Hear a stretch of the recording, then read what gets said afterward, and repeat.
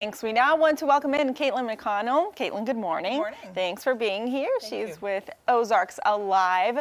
It's an online project, a blog. Kaitlyn is an author and always adventuring out in the Ozarks to tell her stories about its history and culture. And your latest project that you're working on is you found, well, you already knew about this group, and that's a part of the story that's interesting too, a quilt group. Yes, so quilting is kind of, I love music parties and I've visited a lot of those and continue to do that. But my new thing is quilting groups, because I feel like there's a lot of history here. I mean, it's between the people and the tradition itself, and a lot of the time there's family legacy. And so I've been visiting more and more of these groups, and the one I went to last week, though, was really cool on a lot of levels for me. It's in Raider, Missouri, and that's the Helping Hands Club. Kind of started a quilting group back in the 1930s that's still going. And so the history is really important, and there's kind of, more layers to that, maybe we'll get into in a second, but also a family connection for me because my family's from that area too. So it's a lot of different cool layers. Yeah, so you said you kind of knew about this group already, but had never done a story on it. And that's interesting to me because you're always finding these great stories. And this is one that's so close to home to you that it's very often we do that. It's something that's so close to home and we kind of not overlook it, but we go outside to find other things. And then you found this one. And as you said, there's so many other stories and many layers to that too. Tell me a little bit about that. Yeah, so like I said, the quilting group goes back to 1936, and the reason that it was formed initially, or the first iteration of it, was because there was a tornado in this little community, which I should say is in Webster County, and there's really not much left of it today. But in the past, it was this thriving little town.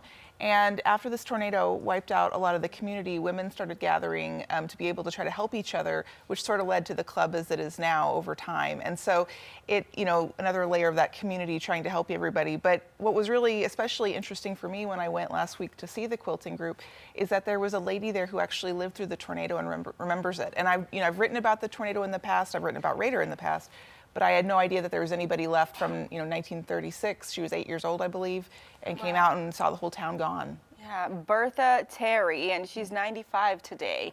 And you talked to her. What were some of the things she shared with you about what she remembers? I think the most interesting part was talking about how, she ran into the cellar, as you would, as I've done, when I was younger, when there was a tornado potentially coming, and just came back out and a lot of the town was gone. It was raining. She remembered that detail. But then even like the church that they meet in to quilt was destroyed in the tornado. And so it's a product of the fact that this happened because it was rebuilt, and the community came together to do that too. So there's lots of different historical elements to the story, but to me, fundamentally too, that the club is still existing after all these years. And even beyond the club, women still meet twice a week there to quilt, which there may be groups that meet more often than that, but that's the one I've found so far that meets more often than any other in the Ozarks. There's that church, yeah. So it's one example of how the community rebuilt itself.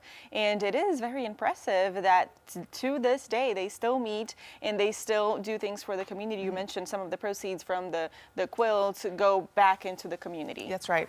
That's right. Kaitlyn, I know you're working on this. It's not written yet, but it will be published on Ozarks Alive. Next few days, this week probably. Okay, so if you want to read more about this story and many others that Kaitlyn has written from around the Ozarks, that website is ozarksalive.com, and her email is on our screen as well if you'd like to reach out with story ideas. Is that okay? That's great. I love it. Okay. Kaitlyn, thank you so much for being here with us. Thank you.